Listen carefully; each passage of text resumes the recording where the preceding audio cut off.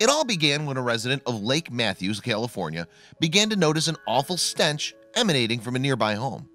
And thanks to the mid-July heat, the smell of decay was getting worse as the days went by.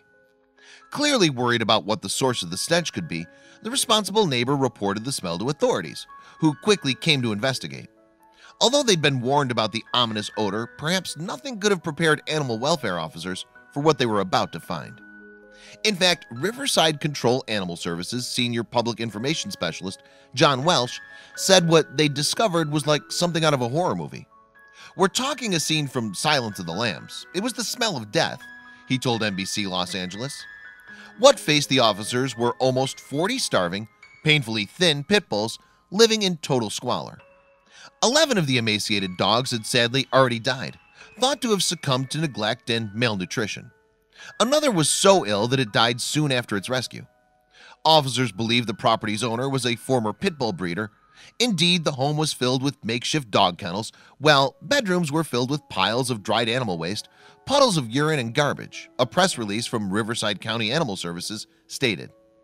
The scenes were so gut-wrenching that even seasoned animal officers struggled to cope with what they were seeing. For instance, Will Luna, who'd served for more than a decade, had to hold back tears while attending to one sick dog. "No animal should be treated with such disregard. This was shameful," he said. Indeed, some of the poor animals were so weak that they could barely walk and had to be lifted out of the house. Many of them were understandably wary of their rescuers, while others were seemingly desperate for any attention they could get. The 27 surviving dogs were transported to San Jacinto Valley Animal Campus. There they received vital medical care, and many were placed on fluids to help combat severe dehydration.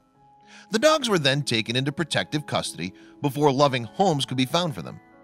In the meantime, authorities got to work on finding the dog's owner. They suspected the person in question was one Carl Dixon, a man who'd been jailed 2 months earlier for trafficking illegal drugs.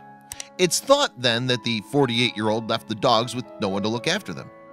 This wasn't, in fact, Dixon's first encounter with animal control officers. He had first come to their attention in 2013 when he spoke at a local county meeting to air his objections to legislation that aimed to regulate pit bull breeding. Police were also keen to hear from Kim DeLagos, Dixon's spouse. Officers, unsure of her whereabouts, even appealed to the public for information. In an interview with the Dodo, Welsh said he believed that DeLagos has some level of responsibility in caring for the animals. Welsh also explained that Riverside County Animal Services was looking at bringing the case to the district attorney's office. Officials had further tried to speak with Dixon from his cell, but he simply directed them to his legal representative. With their nightmare over then, the surviving dogs were able to receive the love and care they so desperately needed. In fact, the pooches were put on special diets, and slowly but surely they started putting meat on their bones. Owing to the severity of their abuse and their lack of human interaction, however, some of the pit bulls will find it difficult to ever be adopted. Each dog, though, was given all of the help it needed to give it the best possible chance of finding a forever home. 5 of the pit bulls, for instance, were taken in by Wags and Walks, a nonprofit organization in Los Angeles. The organization specializes in taking dogs from shelters and house training them until they're suitable for adoption. With its mission partly accomplished, Wags and Walks, which is hoping to take on more of the Riverside County pit bulls, is now looking for temporary foster homes for the dogs. It's also attempting to raise money to cover the pooch's supplies, vet bills, and neutering costs. We're thrilled to report these pitties are not only beautiful, but so sweet to both humans and dogs alike, the organization's GoFundMe page read. They still have a road to recovery, but we'll be with them every step of the way. Kind-hearted animal lovers have flocked to the page to show their support.